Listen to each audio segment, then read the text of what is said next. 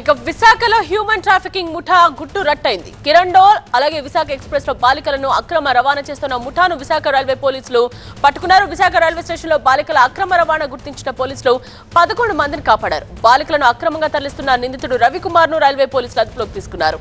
పోలీసుల విచారణలో బాలికల అక్రమ రవాణాకు సంబంధించి కీలక విషయాలు వెలుగులోకి వచ్చాయి. ఎవరికి ఎలాంటి అనుమానం రాకుండా నకిలీ ఆధార్ కార్డ్స్ సృష్టించి బాలికలను అక్రమ రవాణా చేస్తున్నట్టుగా గుర్తించారు.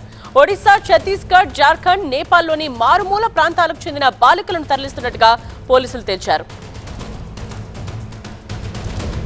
ఇదే విషయానికి సంబంధించిన కంప్లీట్ డీటెయిల్స్ తెలుసుకుందాం సీనియర్ కరెస్పాండెంట్ ఖాజాతో మాట్లాడి. ఖాజా, ఈ విషయానికి సంబంధించి పోలీసుల ఇన్వెస్టిగేషన్ ఎలా సాగుతోంది? ఇప్పటివరకు రెస్క్యూ చేసిన వాళ్ళని వాళ్ళ తల్లిదండ్రులకు అప్పగించారా? ఈ ట్రాఫికింగ్ వెనుక అసలు ఉన్నదెవరు?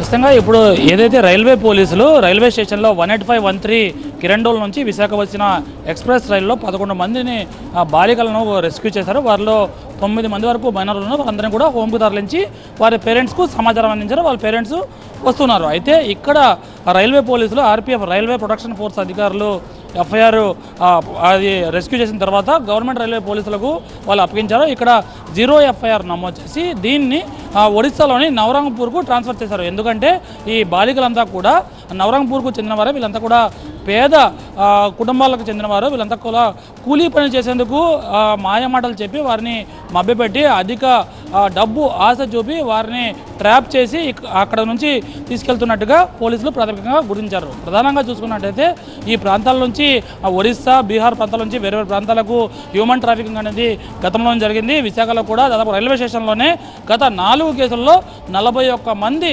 బాలబాలికలను రైల్వే పోలీసులు రెస్క్యూ చేశారు. 3గురిని అరెస్ట్ చేశారు ఈ కేసుతో కలిపి. తాజా కేసులో నవరంగపూర్ నుంచి చెన్నై, తిరుపూర్కు ఈ బాలికలను తరలిస్తున్నట్టు పోలీసుల ప్రాథమిక ఇన్వెస్టిగేషన్ వాళ్ళు తెలిసింది. అయితే దీని వెనుక ఇంకా ఎవరెవరు ఉన్నారంటే ఇంకా పూర్తి స్థాయిలో విచారణ జరగాల్సి ఉంది. ఇప్పటికే రవికుమార్ బిసోని పోలీసులు అరెస్ట్ చేశారు. దీంతోపాటు ఒక మహిళ అక్కడ నవరంగపూర్లో వీరందరినీ మొబిలైజ్ చేస్తున్న ఒక మహిళను కూడా ఆమెను అదుపులోకి తీసుకున్నారు. అయితే ఓవరాల్గా ఈ ఘటనపై పూర్తి స్థాయిలో ఇటువైపు విశాఖలో నుంచి రైల్వే పోలీసులు, అటువైపు నవరంగపూర్ పోలీసులు కూడా ప్రత్యేకంగా దృష్టి సారించారు. ఎందుకంటే వేరు ప్రాంతాల నుంచి వివిధ ప్రాంతాలకు తీసుకెళ్లి అక్కడ నుంచి బాలికలు ప్రధానంగా కేవలం ఈ శ్రమ దోపిడీ కాకుండా వివిధ ప్రాంతాలకు వివిధ మార్గాల్లో వారిని వినియోగిస్తున్నారు. ఇది ఎవరికి కూడా సమంజసం కాదు అన్నది అధికారులు, పోలీసులు భావన. ఇందులో భాగంగానే కొంతమంది అరెస్ట్ చేస్తారు. దీని వెనుక ఎవరెవరు ఉన్నారని పూర్తి స్థాయిలో కూపీలాగుతున్నారు.